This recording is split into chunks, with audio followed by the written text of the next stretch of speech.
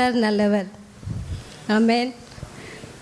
என்னையும் இன்னைக்கு இது ஒரு பெரிய ஒரு சபை, பெரிய ஒரு ஃபேமிலி எனக்கு ஆண்டவர் கொடுத்துருக்கிறாரு. அதுக்காக முதலாவது கர்த்தருக்கு கோடான கோடி நன்றிகளை ஏறெடுக்கிறேன். அது மாத்திரம் இல்லை, எங்கள் சபை ஊழியக்கார ஐயா அவருக்கு நன்றிகளை எடுக்கிறேன், அம்மாவுக்கு நன்றிகளை எடுக்கிறேன். எனக்கு கொடுத்த தலைப்பில் வந்து விடுதலை, இஸ்ரவேலர்களோட விடுதலை அப்படின்னு ஐயா சொன்னார். சரி, ரொம்ப பழைய ஏற்பாடில் நம்ம பேச போனால் ரொம்ப டிஃபிகல்ட்டாக இருக்கும் எனக்காக அப்படின்னு யோசித்து, சரி ஆண்டவர் எனக்காக என்ன வார்த்தைகளை கொடுத்தாருன்னு நானும் வந்து ஒரு ஒன் வீக்காக வந்து நான் ப்ரிப்பேர் பண்ணிகிட்டு இருந்தேன். தேர்ஸ்டே கூட நான் ஸ்கூலுக்கு போகல, ஃபாஸ்டிங் இருந்து ஒரு 2 hours நான் உட்காந்தேன். அதில் ப்ரிப்பேர் பண்ணது தான் இன்றைக்கி நான் உங்கள் கூட ஷேர் பண்ண வந்திருக்கேன். விடுதலை அப்படின்னா என்னது? இங்கிலீஷில் வந்து ஃப்ரீடம், சுதந்திரம்.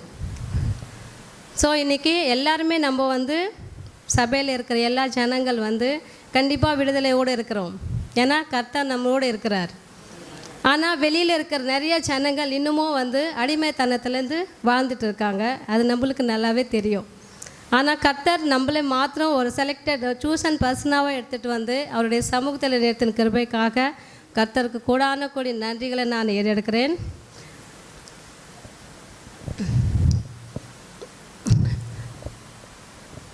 என்னுடைய தலைப்பில் பார்த்திங்கன்னா நான் 2 தலைப்பு கொண்டு வந்திருக்கேன். அதுக்கு முன்பாக யோவான் 8:32 சொல்லப்பட்ட படியால் சத்தியத்தை அறிவுகள், சத்தியம் உங்களை விடுதலை ஆக்கும். இது எனக்கு ரொம்ப ஃபேவரட்டான ஒரு லைன். நான் எப்போவுமே சொல்வேன் இந்த வார்த்தை. எது வரைக்கும் நம்ம சத்தியத்தை நல்லா வந்து தியானிக்கலையோ படிக்கலையோ அது வரைக்கும் நம்மளுக்கு கண்டிப்பாக விடுதலை பற்றி தெரியாது.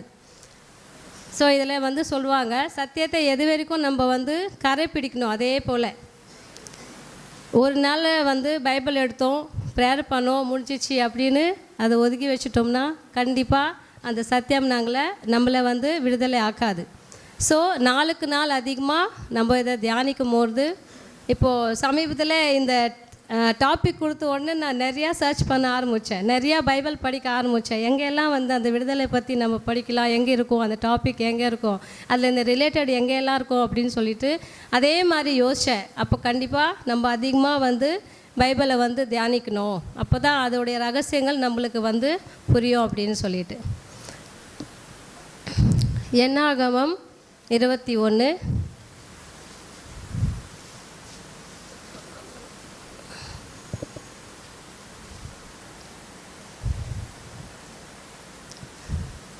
6 முதல் 9 வரைக்கும் யாராவது ஒருத்தர் எடுத்துருங்க, வாசிக்கலாம்.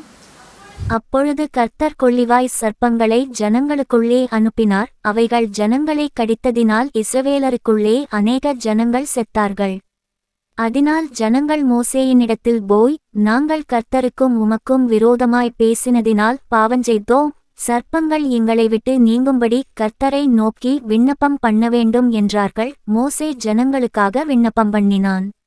அப்பொழுது கர்த்தர் மோசேயை நோக்கி, நீ ஒரு கொள்ளிவாய்ச் சர்ப்பத்தின் உருவத்தை செய்து அதை ஒரு கம்பத்தின் மேல் தூக்கிவை, கடிக்கப்பட்டவன் எவனோ அவன் அதை நோக்கி பார்த்தால் பிழைப்பான் என்றார். அப்படியே மோசே ஒரு வெண்கலச் சர்ப்பத்தை உண்டாக்கி அதை ஒரு கம்பத்தின் மேல் தூக்கி வைத்தான். சர்ப்பம் ஒருவனை கடித்தபோது அவன் அந்த வெண்கலச் சர்ப்பத்தை நோக்கி பார்த்து பிழைப்பான். இந்த நாளில் அந்த வெண்கல சர்ப்பம் அப்படின்னு சொல்லியிருக்கிறாங்க, அதை பித்தளை சர்ப்பம் அப்படின்னு என்னுடைய ஹிந்தி பைபிளில் இருக்குது. ஸோ அந்த நாளில் அந்த சர்ப்பத்தை யாரெல்லாம் வந்து சர்ப்பம் கடிச்சிட்டு செத்துருக்குறாங்களோ அவங்க வந்து அதை பார்த்தாக்கா கண்டிப்பாக அவங்க வந்து உயிர் பிழைப்பாங்க அப்படின்னு சொல்லிட்டு மோசேக்கு அந்த நாளில் வந்து பிதாவானவர் சொல்கிறாரு, நீங்கள் ஒரு சர்பத்தை வந்து என்ன பண்ணணும், அந்த வெண்கல சர்பத்தை இது பண்ணிவிட்டு ஒரு கம்பத்தில் வந்து அதை தூக்கி மாட்டி விடுக்கணும். அதை விடும்போது யாருக்கெல்லாம் அந்த பாம்பு வந்து கடிச்சிருக்குதோ அதை பார்த்த உடனே அவங்க உயிரோட மறுபடியுமாக எழுந்துருவாங்க அப்படின்னு சொல்லிட்டு சொல்லும் போது அதே மாதிரி மோசே செய்கிறாரு. அதை எல்லாருமே அந்த சர்ப்பத்தை பார்க்கும் போதெல்லாம் யாரெல்லாம் அந்த பாம்பு கடிச்சு செத்துட்டு இருக்கிறாங்களோ அவங்க எல்லாம் உயிர் வாழ்கிறாங்க. யோவான் 3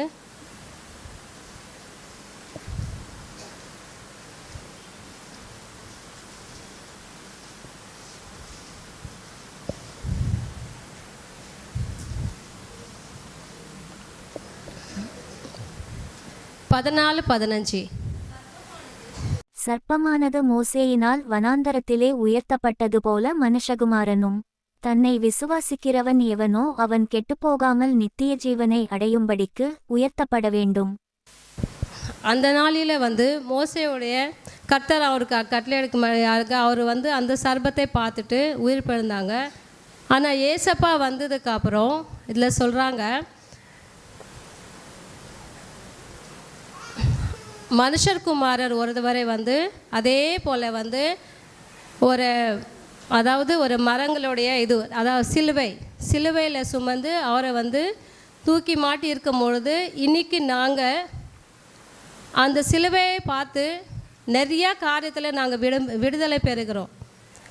அந்த சிலுவையில்னா கண்டிப்பாக நம்மளுடைய வாழ்க்கையில் இருக்கிற எல்லா கஷ்டங்களுக்கு, பாவங்களுக்கு, நோய்களுக்கு, மரணத்துக்கோ நம்ம எந்த ஒரு இது இல்லாமல் நம்ம வாழ்ந்துட்டு இருந்திருப்போம்.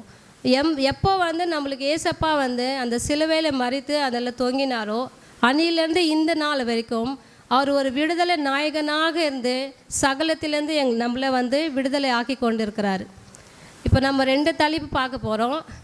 ஃபஸ்ட்டு டாபிக் அவர் யாரெல்லாம் எப்படி விடுதலை ஆக்குனார், எங்கே விடுதலை ஆக்குனார்.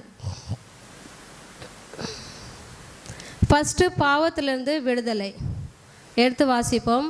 யோவான் 8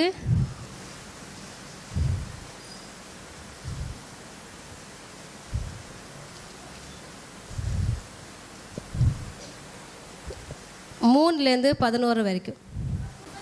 அப்பொழுது விபசாரத்திலே கண்டுபிடிக்கப்பட்ட ஒரு ஸ்திரீயை வேதபாரகரும் பரிசேயரும் அவரிடத்தில் கொண்டு வந்து அவளை நடுவே நிறுத்தி, போதகரே, இந்த ஸ்திரீ விபச்சாரத்தில் கையும் மெய்யுமாய் பிடிக்கப்பட்டாள்.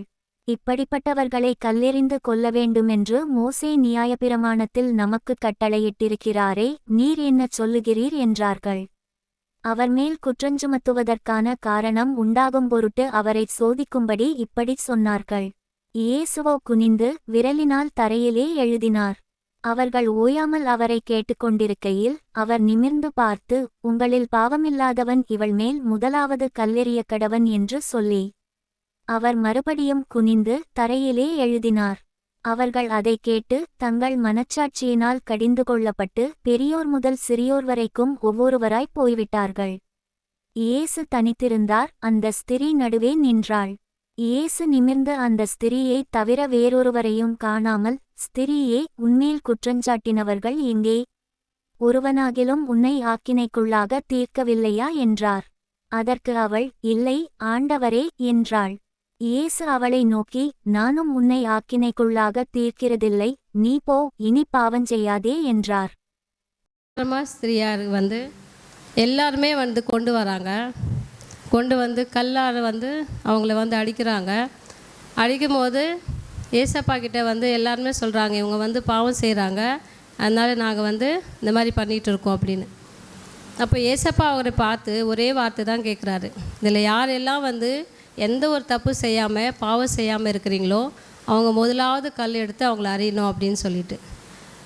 அப்போது இன்றைக்கி நாமளும் அப்படி தான், யாருமே பாவம் செய்யாமல் தப்பு பண்ணாமல் இருக்கிறோமா அப்படின்னு நம்மளை நம்ம சொல்ல முடியாது. கண்டிப்பாக ஏதாவது ஒரு இடத்துல நம்ம ஏதாவது ஒரு தப்பு செஞ்சுருப்போம், பாவம் செஞ்சுருப்போம். அன்றைக்கி ஏசப்பா கேட்ட வார்த்தை இன்றைக்கி நம்ம மனசில் நம்ம கேட்கணும், நம்ம எல்லாத்துலேயும் கரெக்டாக இருக்கிறோமா, உண்மையாக இருக்கிறோமா, எந்த ஒரு தப்பு தவறு செய்யாமல் இருக்கிறோமா. அதே மாதிரி ஏசப்பா அன்றைக்கி நினச்சிருந்தா அந்த ஸ்திரீயை கண்டிப்பாக ஏதாவது ஒரு தண்டனை கொடுத்துருக்கலாம். ஆனால் அவர் அப்படி கொடுக்கல. ஏன்னா இந்த உலகத்தில் ஏசப்பா மாதிரி ஒரு பரிசுத்தர் எந்த ஒரு தப்பு செய்யாமல் வேறு யாருமே கிடையாது. ஆனாலும் அவர் மன்னிக்கிற தேவனாக இருந்து அவருடைய பாவத்திலேருந்து நீ விடுதலை ஆகிட்டு நீ கடந்து போ, மறுபடியும் நீ பாவம் செய்யாத அப்படின்னு சொல்லிட்டு அவளை மன்னிச்சுட்டு அனுப்பிக்கிறாரு. ஸோ இந்த மாதிரி இதில் பார்க்குறோம் நம்ம, ஏசப்பா ஒரு இரக்கமுள்ள தேவனாக இருந்து எல்லா பாவங்களுக்கு மன்னிக்கிற தேவனாக நம்மளுக்கு இருக்கிறாரு. 2வது மார்க்கு 2ஆம் அதிகாரம் 11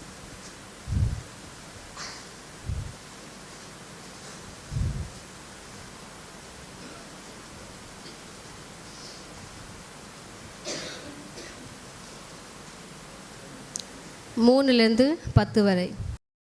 அப்பொழுது 4 பேர் ஒரு திமிர்வாதக்காரனை சுமந்து கொண்டு அவரிடத்தில் வந்தார்கள். ஜனக்கூட்டத்தின் நிமித்தம் அவருக்குச் சமீபமாய்ச் சேரக்கூடாமல் அவர் இருந்த வீட்டின் மேற்கூரையை பிரித்து திறப்பாக்கி திமிர்வாதக்காரன் கிடக்கிற படுக்கையை இறக்கினார்கள். இயேசு அவர்கள் விசுவாசத்தைக் கண்டு திமிர்வாதக்காரனை நோக்கி, மகனே, உன் பாவங்கள் உனக்கு மன்னிக்கப்பட்டது என்றார். அங்கே உட்கார்ந்திருந்த வேதபாரகரில் சிலர், இவன் இப்படி தேவதூஷணம் சொல்லுகிறதென்ன? தேவன் ஒருவரேயன்றி பாவங்களை மன்னிக்கத்தக்கவர் யார் என்று தங்கள் இருதயங்களில் சிந்தித்து கொண்டிருந்தார்கள். அவர்கள் தங்களுக்குள்ளே இப்படி சிந்திக்கிறார்கள் என்று இயேசு உடனே தம்முடைய ஆவியில் அறிந்து அவர்களை நோக்கி, நீங்கள் உங்கள் இருதயங்களில் இப்படி சிந்திக்கிறதென்ன?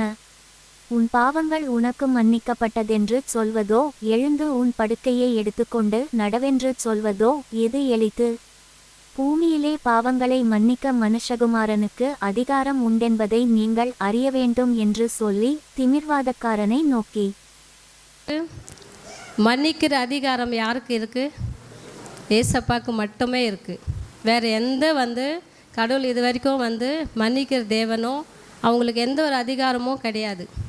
ஸோ நம்ம எல்லாமே ரொம்ப பாக்கியவான்கள், பாக்கியவதியாக இருக்கிறோம்.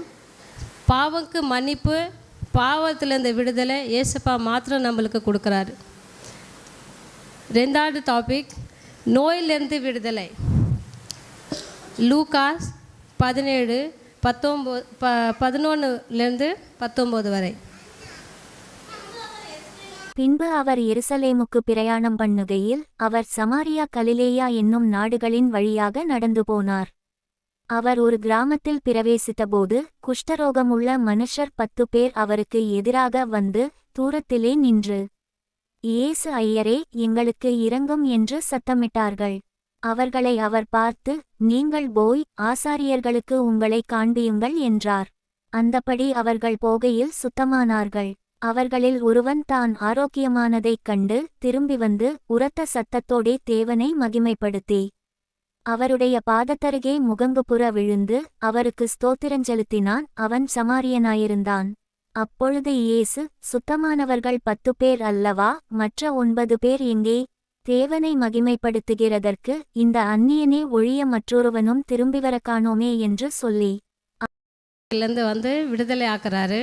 ஆனால் அதில் 9 பேர் தான் போயிடுறாங்க ரிட்டன். ஒருத்தர் மட்டும் அவருக்கு நன்றி சொல்கிறாங்க. இன்றைக்கி நாமளும் அப்படி தான் இருக்கிறோம். ஏசப்பா நிறையா காரியங்கள் நிறைய நன்மைகள் நம்மளுக்கு செய்வார். ஆனால் நம்ம மறந்துடுவோம். இப்போ ஏசப்பா எங்கே கேட்குறாங்க, நான் 10 பேரை சுகமாக்குனேன், ஆனால் ஒருத்தர் மட்டும் எனக்கு நன்றி சொல்லிட்டு போகிறீங்க அப்படின்னு சொல்லிட்டு. நம்மளும் எப்போவுமே ஏசப்பாவுக்கு எதை செய்தாலும் நன்றி சொல்லணும் அப்படின்னு இந்த வசனத்துலேருந்து நம்ம தியானிக்கிறோம். அது மாத்திரம் இல்லை, குஷ்டரோகி அந்த நோய் எவ்வளோ ஒரு பெரிய நோயாக இருந்து அதில் இந்த கஷ்டப்படுறவங்களுக்கு தான் தெரியும் அது எவ்வளோ பெரிய ஒரு கஷ்டம். யாருமே அவங்கள திரும்பி கூட பார்க்க மாட்டாங்க. அவங்க உள்ளே நுழையும் போது சொல்லிகிட்டே வருவாங்க, அசுத்தமானவங்க நாங்கள் வந்துட்டுருக்கோம், எங்களுக்காக வழிவிடுங்க அப்படின்னு சொல்லுவாங்க. அது திரும்பி கூட பார்க்கணுன்னா ரொம்ப யோசிப்பாங்க. ஆனாலும் கர்த்தர் மனம் இருங்கிற தேவனாக இருந்து அவங்கள தொட்டு சுகமாக்கி அவங்களுடைய வியாதியிலேருந்து விடுதலை ஆக்கினார். மத்தேயு 15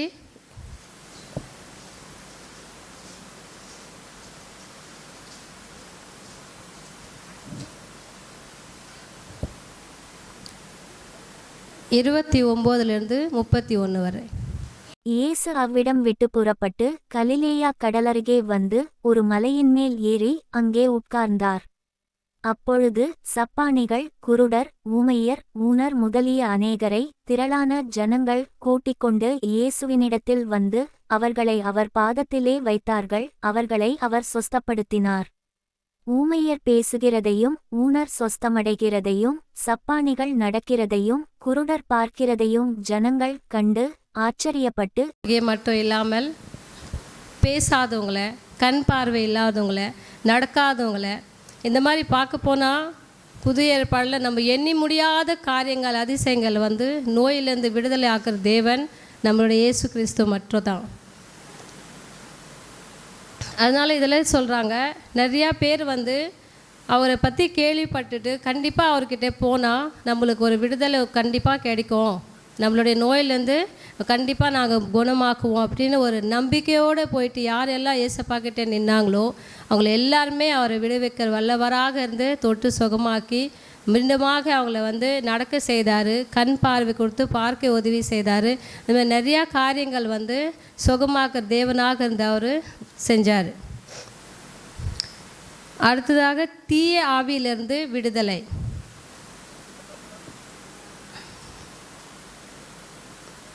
மார்க் 5ஆம் அதிகாரம்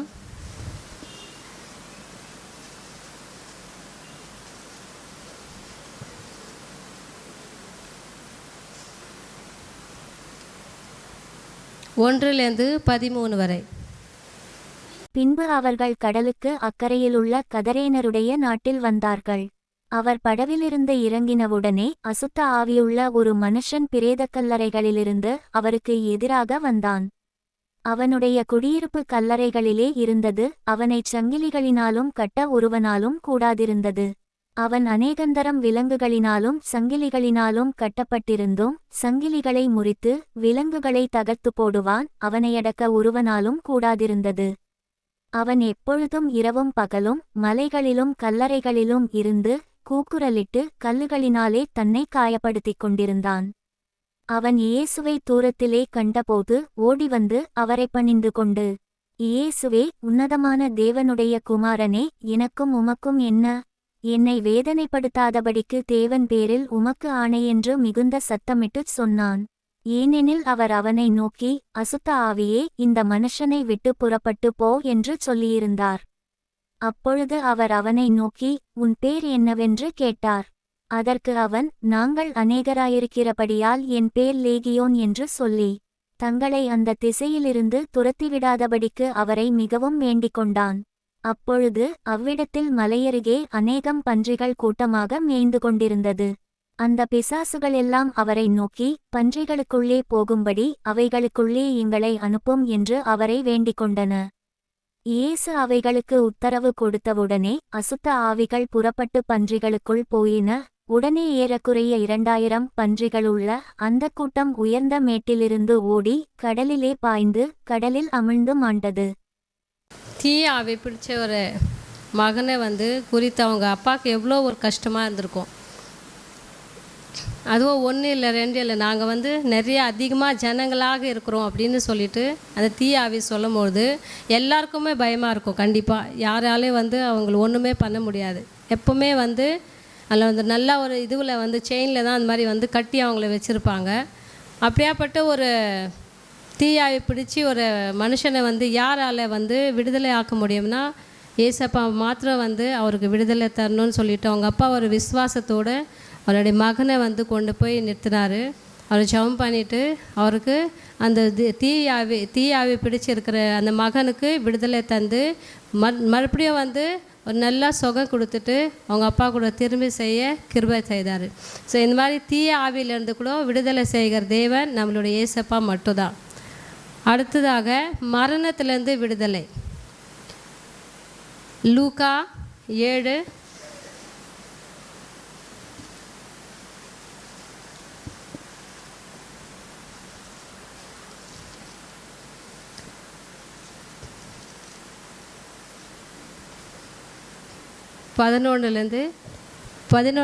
7ஆம் அதிகாரம் 11-15 வரைக்கும். மறுநாளிலே அவர் நாயின் என்னும் ஊருக்கு போனார். அவருடைய சீஷர் அநேகரும் திரளான ஜனங்களும் அவருடனே கூட போனார்கள். அவர் ஊரின் வாசலுக்குச் சமீபித்தபோது மரித்துப்போன ஒருவனை அடக்கம் பண்ணும்படி கொண்டு வந்தார்கள். அவன் தன் தாய்க்கு ஒரே மகனாயிருந்தான். அவளோ கைம்பெண்ணாயிருந்தாள். ஊராரில் வெகு ஜனங்கள் அவளுடனே கூட வந்தார்கள். கர்த்தர் அவளை பார்த்து அவள் மேல் மனதுருகி அழாதே என்று சொல்லி கிட்ட வந்து பாடையைத் தொட்டார். அதைச் சுமந்தவர்கள் நின்றார்கள். அப்பொழுது அவர், வாலிபனே, எழுந்திரு என்று உனக்குச் சொல்லுகிறேன் என்றார். மரித்தவன் எழுந்து உட்கார்ந்து பேசத் தொடங்கினான். அவனை அவன் தாயினிடத்தில் ஒப்புவித்தார். ஒரு விதவையுடைய மகன் அவர் இறந்து போனாங்க. ஆனாலும் அவங்களுக்கு இருக்கிறது அந்த ஒரு மகன் அது மாதிரி மரித்து போனாங்கன்னு சொல்லிட்டு அவங்க ரொம்ப கஷ்டத்தோடு வந்து தூக்கிட்டு போயிட்டுருக்காங்க. மகனை வந்து கொண்டு போயிட்டு அதை அடக்கம் பண்ணணும் அப்படின்னு சொல்லிட்டு போகும்போது ஏசப்பா வந்து அவங்கள பார்க்குறாங்க. அந்த தாயோடைய கண்ணீரை பார்க்குறாங்க.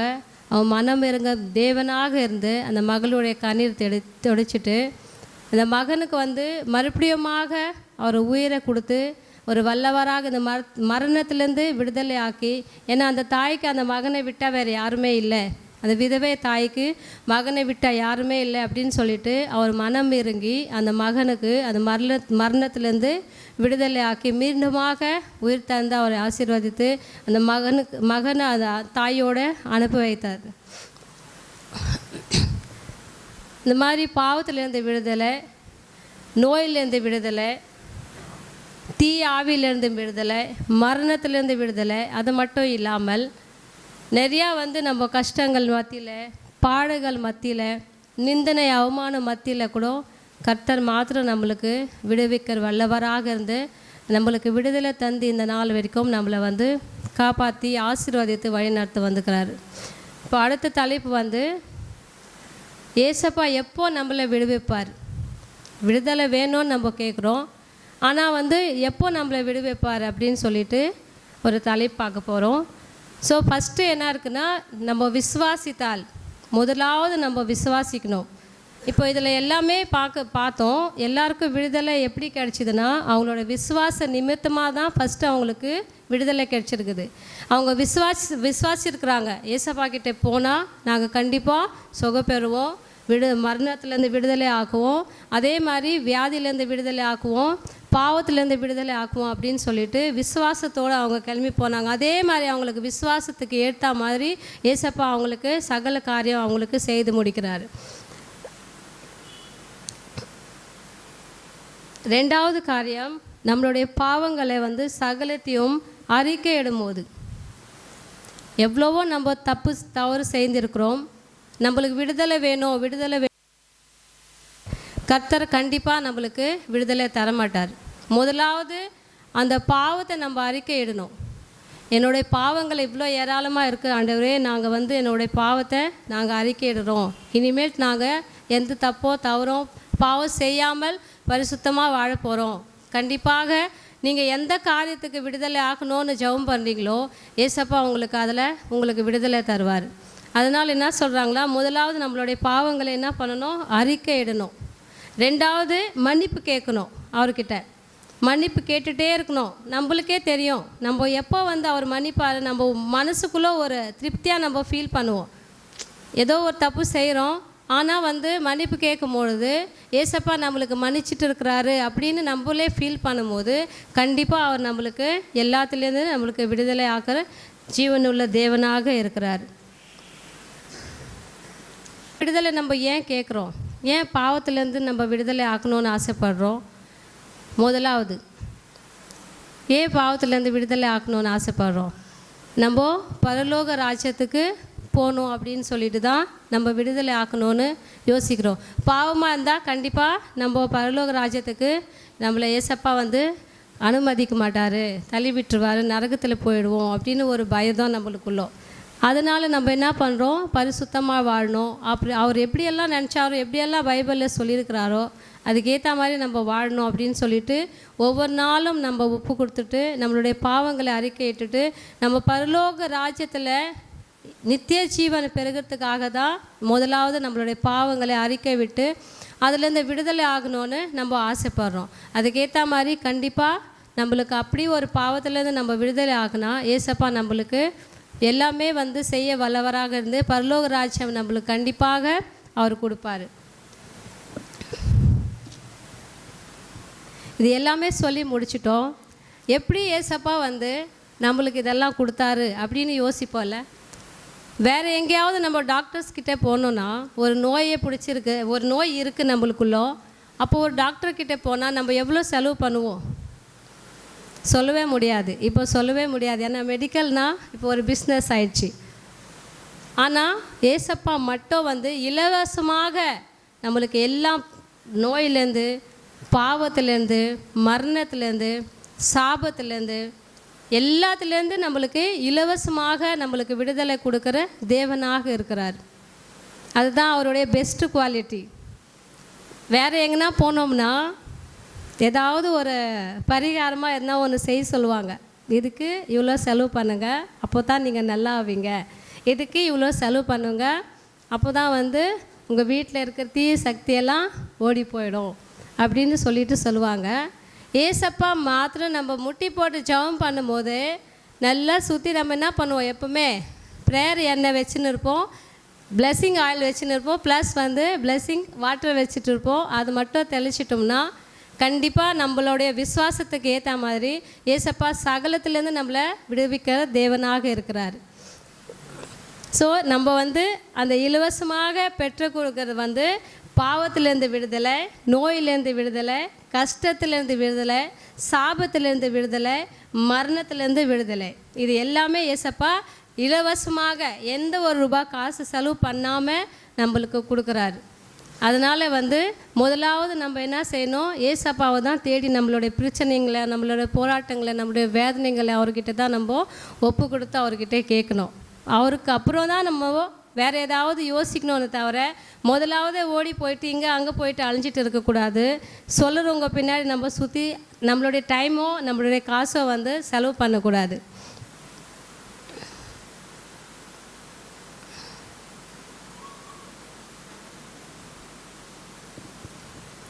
எப்பவுமே விசுவாசமாக இருக்கணும். விசுவாசமாக இருந்து கர்த்தருடைய சமூகத்தில் காத்து இருக்கும் பொழுது கண்டிப்பாக அவர் நம்மளை விடுவிக்கிற வல்லவராக இருந்து நம்மளுடைய வாழ்க்கையில் நிறைய அற்புதங்கள் அடையாளங்கள் செய்கிற வல்லவராக இருக்கிறார். விடுதலை நாயகன் அவரது மட்டும் தான், ஏசப்பா மட்டும் தான் இந்த பூமியில் இருக்கிறாங்க. அவங்களுக்கு ஒப்பானவன் இந்த பூமியில் யாருமே இல்லை. இன்றைக்கி நீங்களும் நாங்களும் இந்த அவருடைய சமூகத்தில் உட்காந்துருக்குறோம்னா கண்டிப்பாக ஒரு விடுதலையோடு இருந்துட்டு தான் இன்றைக்கி நம்ம ஆலயத்துக்குள்ளே பிரவேசிக்க முடியும். நம்ம ஏதாவது ஒரு கட்டில் நம்ம இருக்கிறோன்னா கண்டிப்பாக நம்மளால் ஆலயத்துக்குள்ளாக வர முடியாது. ஏன்னா அவர் நம்மளை விடுவிச்சுட்டு தான் அவருடைய சமூகத்தில் இப்படி சுதந்திரமாக உட்கார வைத்திருக்கிறார். ஸோ அப்படியாப்பட்ட ஏசப்பாவுக்கு நம்ம ஒவ்வொரு நாளும் நிறையா நன்றி சொல்லணும், நிறைய நன்றி சொல்லிகிட்டே இருக்கணும். கஷ்டம் இருந்தாலும் சரி, பாடுகள் இருந்தாலும் சரி, நன்றி சொல்லிகிட்டே இருக்கணும், நம்பிக்கையாக இருக்கணும். நம்ம எப்போவுமே யோசிப்போம், ஏன் இந்த வியாதியிலேருந்து நம்மளுக்கு இவ்வளோ நாளும் நம்ம ப்ரேயர் பண்ணிகிட்டு இருக்கிறோம், ஆனால் நம்மளுக்கு ஏன் நம்மளுக்கு இந்த வியாதியிலேருந்து விடுதலை கிடைக்கல அப்படின்னு. உடனே நம்ம நம்மளுடைய ப்ரேயரில் வீக் ஆகிடுவோம். ஆனால் இதில் என்ன சொல்கிறாங்கன்னா, சிலுவை நோக்கி நம்மளுடைய விசுவாசம், ஏசப்பாவையும் அவருடைய சிலுவை நோக்கி ஒவ்வொரு நாளும் நம்ம விசுவாசமாக நடக்கும் பொழுது கண்டிப்பாக அவருக்கு நம்ம என்ன கேட்குறோமோ அதை நம்மளுக்கு செய்ய வல்லவராக இருக்கிறாரு. நம்ம எந்த ஒரு காரணத்தினால நம்மளை வீக் ஆகாமல் அவரை கேட்டுகிட்டே இருக்கணும், அவரை நோக்கி பார்த்துட்டே இருக்கணும். அந்த நாளில் மோசைக்கு அந்த வெங்கல சர்பத்தை பார்த்து ஜனங்கள் எப்படி ஒரு நல்ல சுகத்தை பெற்றுக்கொண்டாங்களோ அதே மாதிரி இன்றைக்கி ஏசப்பா நம்மளுக்காக அந்த சிலுவையில் தன்னுடைய உயிரை கொடுத்து அதில் தொங்கி இருக்கும் போது நம்ம ஒவ்வொரு நாளும் அவரை பார்க்கும்போது, அவரை விசுவாசிக்கும் போது கண்டிப்பாக நம்மளுடைய எல்லா கஷ்டங்கள்லேருந்து அவர் விடுதலை கொடுக்குற தேவனாக இருக்கிறாரு.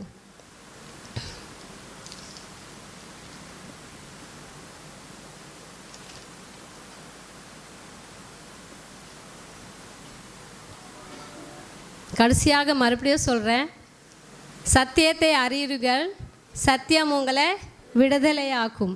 கண்டிப்பாக இதுக்கப்புறம் நம்ம நிறையா பைபிள் படிப்போம், நிறையா ஜெபம் பண்ணுவோம்.